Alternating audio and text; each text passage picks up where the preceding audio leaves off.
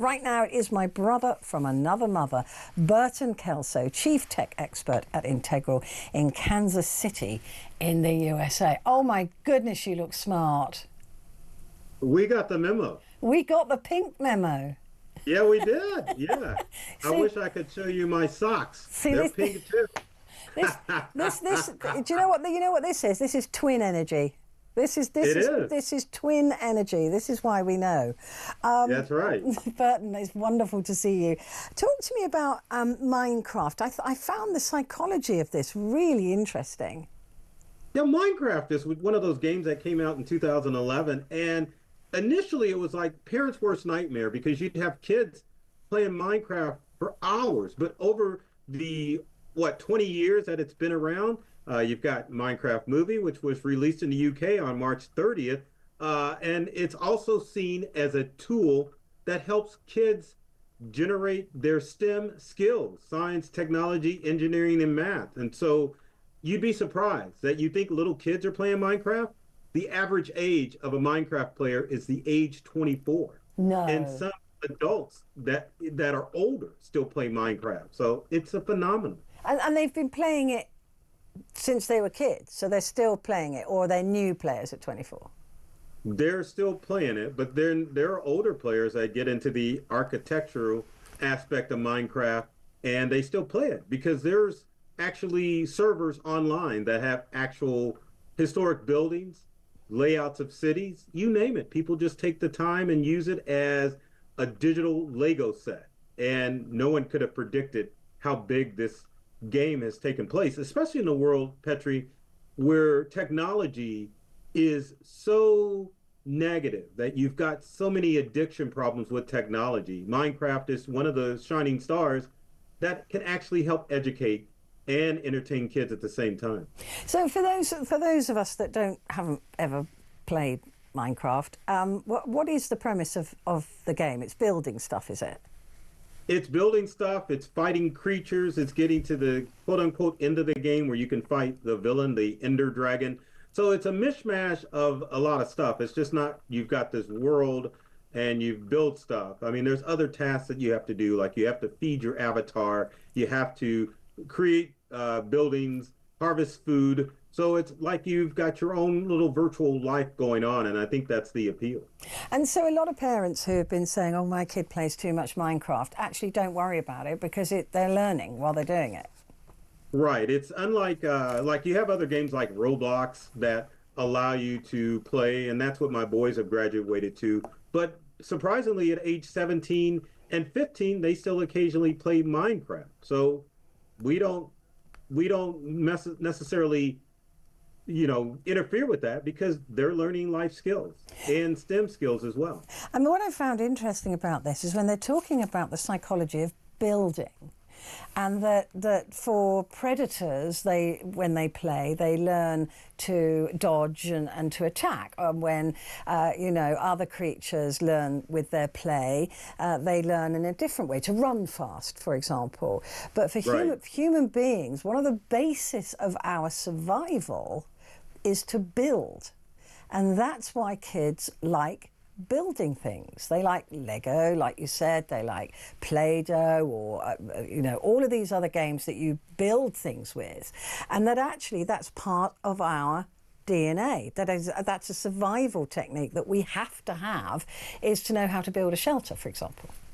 Right, and I think the good thing about Minecraft is that so many games are about fighting and destruction and place limits on kids, whereas Minecraft, it's the sky's the limit. If a kid doesn't want to fight predators and build stuff, they can do that. If they want to fight off predators, they can do that as well. So it just allows kids to use more of their imagination, whereas technology today really limits kids' imagination. And so that's why we have a lot of the psychological problems that we have in teens, tweens, and toddlers even when it comes to technology. I mean, So it seems to me that this is an area of learning that should really be tapped into. The idea that, you know, they're playing a game. It's, what my sister and I, when we wrote a book, determined as accidental learning, that you're having fun, but, you know, if to open a door, for example, you needed to do a mathematical equation, and if you didn't know how to do that, there was a place you could go and learn how to do that, and then you could go back and open the door to the Magic Kingdom or whatever. I don't know why there isn't more of that in this space, because that would be such a clever way of, like I said, children accidentally learning. exactly. And, you know, technology's all money based Yeah. and addiction based. And so that's why you see Legos, which used to be the original Minecraft, have the, you know, they have the tags with like Disney stuff or Harry Potter stuff, rather than when I was growing up, that you just got a box of Legos and you could do whatever you want. Yeah. So, but it's all money driven. So that's why you see the shift Yeah. in Yeah, accidental learning. we didn't have kits, did we? It was all just build something from your imagination. There wasn't anything that you could follow to build that. Yeah, I think that this has got to be the way that this area of gaming goes, isn't it? That it's got to start, you know, like Minecraft, having something that kids really love, but also they are learning something at the same time. Let's move on and have a look at technology costs in the USA amid those lovely tariffs that you're now having to pay. Oh my gosh. You're going to face not tariffs in the UK, but you're going to face rising costs too, because the challenge with technology and semiconductors, they're all coming out of China. Of course. So there are UK computer companies that are going to have to pass those costs on to consumers because they get their stuff from well, the problem with computer parts is they come from all over the world. And even though the US is the one issuing tariffs, obviously there's like a small tariff going against the UK. And if those UK computer manufacturers are trying to sell to the US, they're going to pay a little bit more to get that stuff over from the United Kingdom over to the United States. So well, we don't pay it. You guys pay it. Unless we offer to pay it, you guys pay it. Right, exactly. And because you don't have any of your home, you know, if you're buying bits and pieces from us, it's because it means you don't have them, so you're going to have to pay more. And that actually is the crux of this, because while we're looking at the tariff and the certainly the war between America, completely ridiculous, between America and China, China are not considering increasing their tariff. They're considering now reducing America getting any of the components that you need to build batteries, to build computers. That is China's next move, I guarantee it.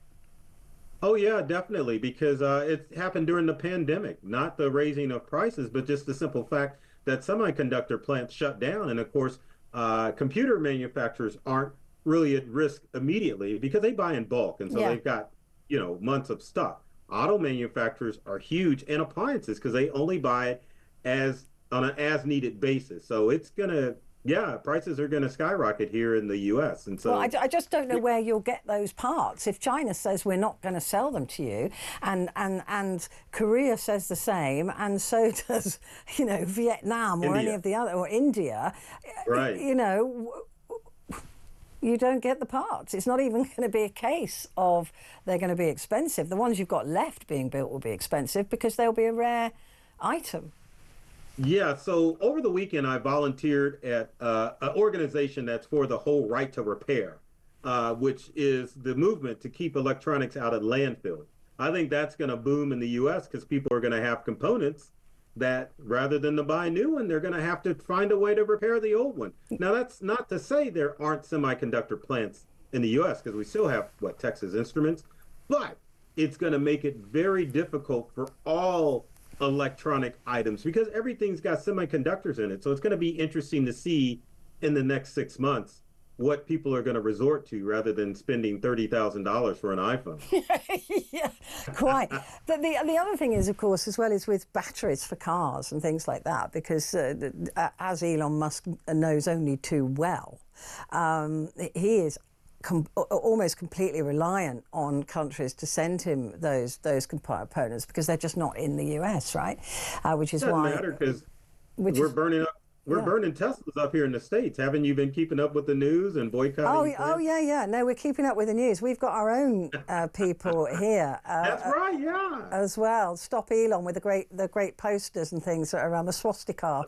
I know, right? There was one. Let me just tell you this. Wasn't there a lady in the UK? Yeah, who spray painted the dealership pink? Yeah, and there was somebody's bought the space of a huge poster site right next to a Tesla showroom, and they've just got on it the swastika showroom with an arrow pointing to it, and I think it's legit. So they've paid. That's hilarious. They've paid for that, but you know, the technology with your president upsetting China to this degree, it's a real concern. So it really is. Yeah, you need to move over here, Kelso. Come over here with your family. I need to. Yeah. Doesn't the UK have some semiconductor plants? I think we do. Yeah. Yeah. Okay. Well, now's the time to start churning those chips out. Exactly, and you can even be with me in the studio then if you're here. You know, right, exactly. Exactly. It is always an absolute thrill to talk to you, Burton. Thank you very much indeed. Looking incredibly dapper. Burton Kelso, my brother from another mother, Chief Tech Expert at Integral in Kansas City in the USA. Stay where you are. We're looking at movies next.